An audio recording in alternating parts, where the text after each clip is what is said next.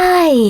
In front of me is CUBOT Tab 10, and today I would like to show you how you can use split screen on this device.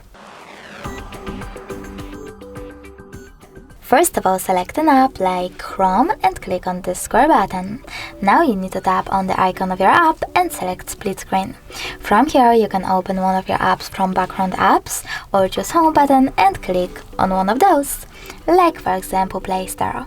As you can see now, I can use both of my apps at the same time. If you were to go back from this mode, drag one of your apps to the side, let go and choose home button.